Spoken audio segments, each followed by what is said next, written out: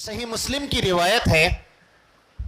کہ ایک مسلمان جب کسی مسلمان بھائی کی عیادت کے لیے جاتا ہے، صحیح مسلم کی روایت ہے،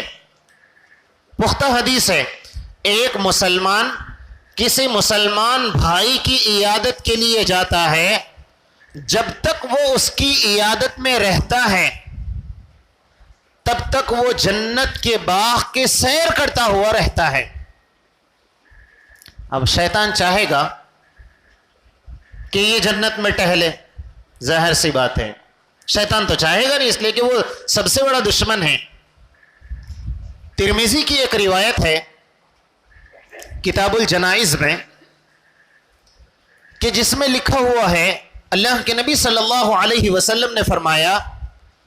ایک مسلمان اگر کسی مسلمان بھائی کی صبح میں عیادت کرتا ہے،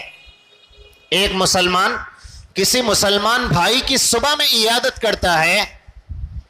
تو شام تک 70,000 فرشتے اس کے لیے مغفرت کی دعا کرتے ہیں، اور اگر وہی مسلمان کسی مسلمان کی شام میں عیادت کرتا ہے تو پھر 70,000 فرشتے صبح تک اس مسلمان کی مغفرت کی دعا کرتے رہتے ہیں۔ اور حدیث مبارکہ میں ہے جنت میں اس کے لیے ایک محل تعمیر کیا جاتا ہے۔ سبحان اللہ، عمل کتنا بڑا تھا، بہت بڑا عمل تھا، مصیبت والا عمل تھا۔ بس بیمار کے پاس گئے عیادت کے لیے،